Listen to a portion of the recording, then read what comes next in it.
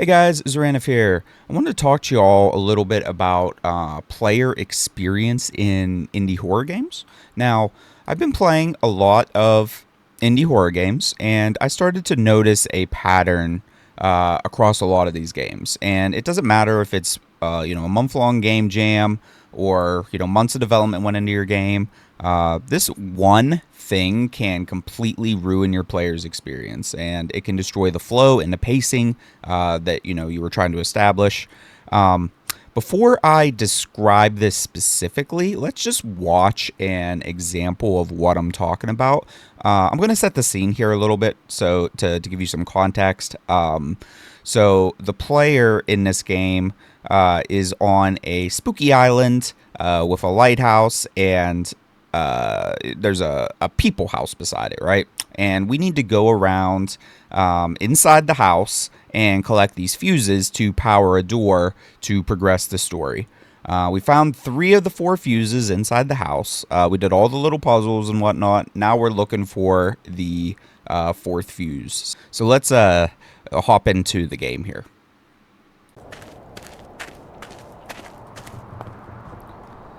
Alright, y'all, where do you think this other fuse is?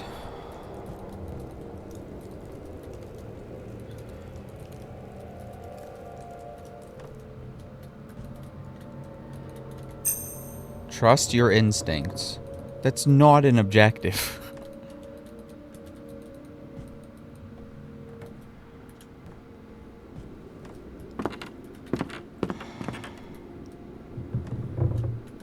We turned the power on up here, but for what? What did that gain us? We turned these lights on. We done that. Nothing else up here requires power. You know?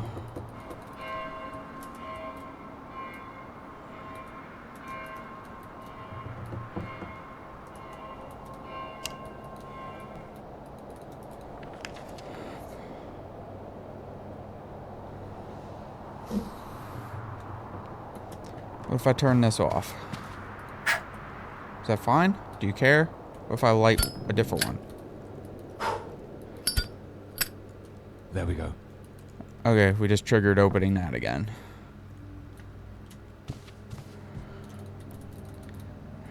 Alright. Now, we do the part where Zoranov runs around and clicks everything on the periphery of the room until we figure out what I need to trigger.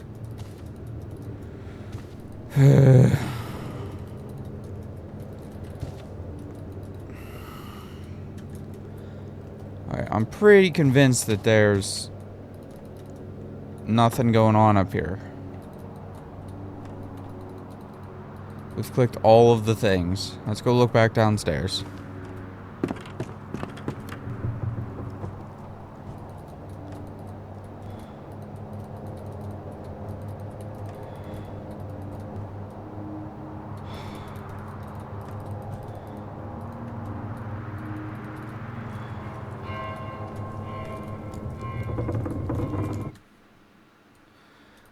Alright guys, so there's a building behind the house.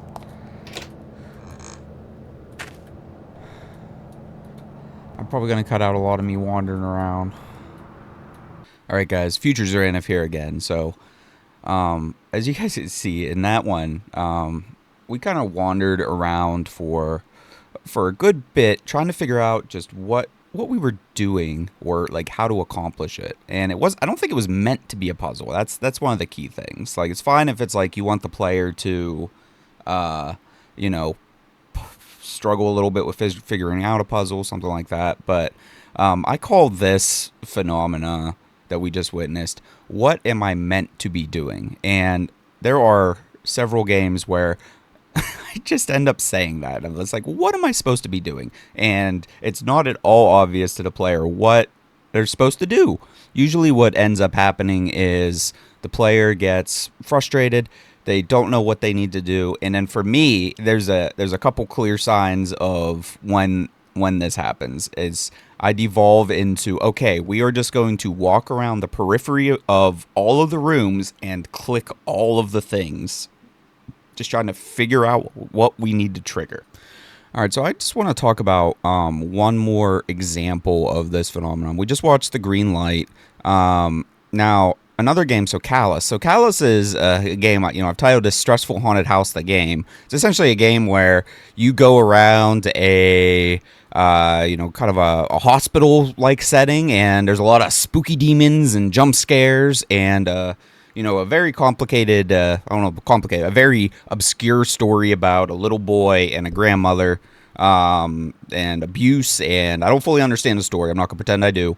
But anyway, we have just spent like the past, 40 minutes wandering around the hospital and doing all that stuff, and then we are just thrown into a completely new environment with no setup, really. So let's go just take a look at what that looked like.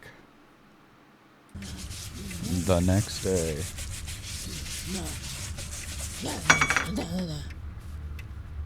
What the fuck?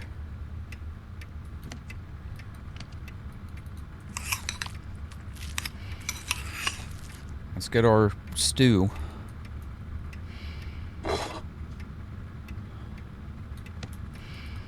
Okay.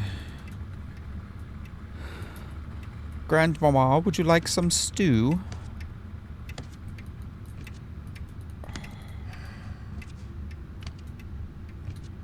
Can we leave?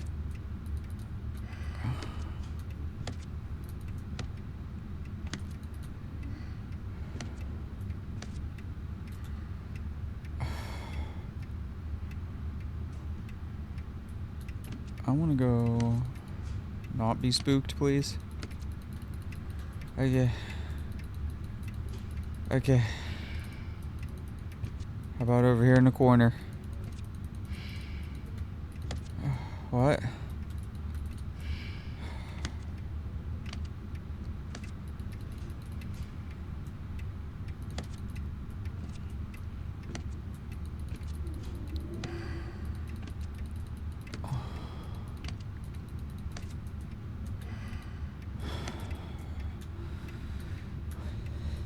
Man, you know something spooky's gonna happen right here.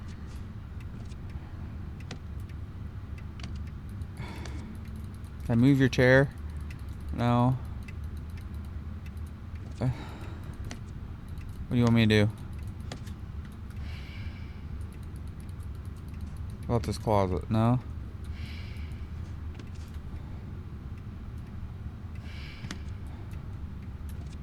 Y'all see what I'm supposed to do? Sometimes I wonder if it's like, oh, you just need to walk back and forth 3 times.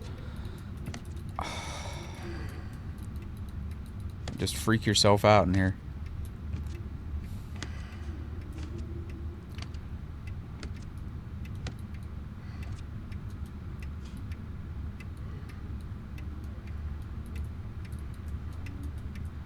Am I meant to be doing something? Turn the radio on, play with this reindeer. Sit in a rocking chair. Pick the bucket up. There was a little demon here before. Alright guys, I don't know what I need to be doing right now.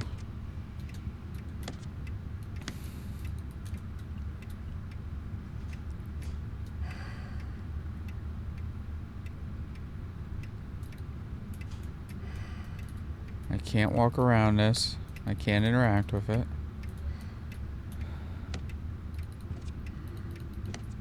He didn't say nothing, did he? About these boxes? No? Lights?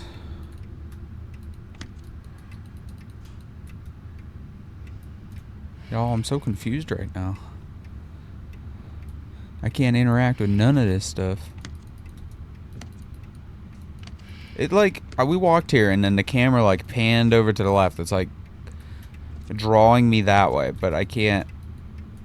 Okay. They just wanted me to put the bowl there. Okay. Perfect. We did that now. Now is the spooky demon gonna get us? Okay, so we talked a lot about, what the problem is. I think it's all very clear to you all by now, like what the issue is and like what challenge I was experiencing. So I want to talk a little bit more about what can you do as a game developer to avoid that situation from happening. And I'm going to talk about a couple different mechanics or techniques that you guys can use. And I'm going to do it through examples from a game that I think does all of them, and it does them really well. So recently played Hellmart, really fun game, supermarket, supernatural horror situation. But here's a couple of different things, right? So first, dialogue cues. So have the player's character either say what they're doing to themselves or, in a conversation with somebody else. But don't mix that cue with a long lore dump. I have the short-term memory of a goldfish, sometimes even worse. I'm sure there's times where a game told me like what I needed to be doing, but they mixed it in like a 100-click conversation with like the lore of the demon mother that was haunting them or whatever. And I come out of those conversations where they just told me what to do, and I'm like, what am I supposed to be doing? Anyway, let's just watch a very basic example from Hellmart of how this works and how I knew exactly what I needed to be doing. Good old snow shoveling.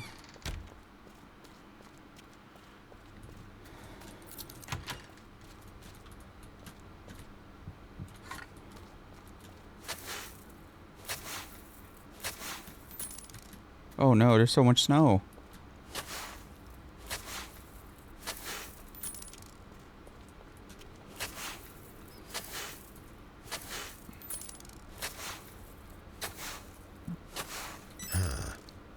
I should check the stock in this. Okay, let's go storage. I'm with you. Peanuts. Better stock the new products. Peanuts and pickles. Okay, so another thing that I really encourage you guys to put in your games is an objectives tab. So just hitting tab and having it pop up with what the hell I'm supposed to be doing.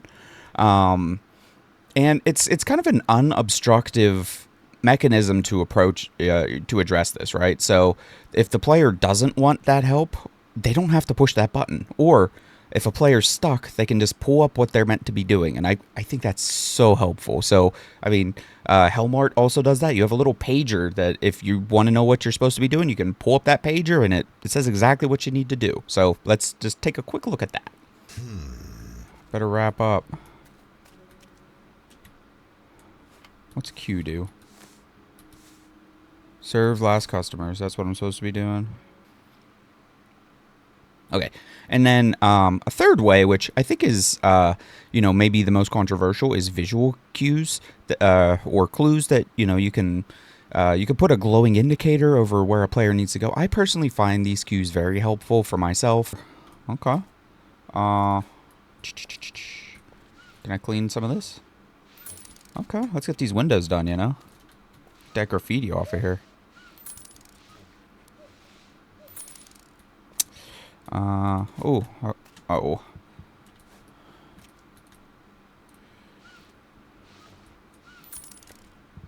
Okay. Get that mopped up.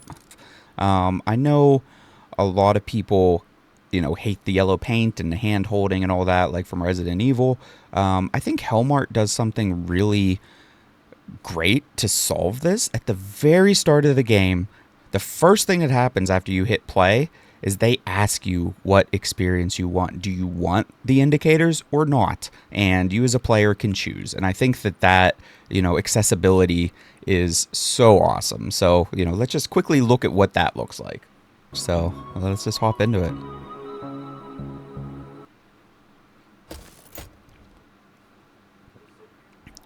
With markers, without markers. You know what? Give me them markers for this one. I don't want. I've had my fair share of games where I'm running around. And the last thing I think I'll say is maybe the mindset of you as a developer. I think you need to make sure you don't have either like a huge ego that people are just gonna understand what's going on. But more importantly, don't just assume that what you intend is super clear to the player. I might not be the most, attentive player, or, paying the most attention to what's going on, especially if I'm doing a video or something. But there's definitely players that are, less attentive than me, right? And you never want to assume that they're just going to understand what to do because, as we saw from those first couple examples, even if you have a great game with a great story, whenever the player has to spend, if it's an hour game and they have to spend, 20 minutes, 15 minutes, 30 minutes, whatever, on one part of your game where they just don't know what they need to click or where they need to go and they're just wandering around, it's going to sour them to your game and make them come away with a overall negative impression. And it might be a reason they don't recommend a game to somebody. So there is a direct impact on you as a developer if you fall into some of these traps. So hopefully that made sense.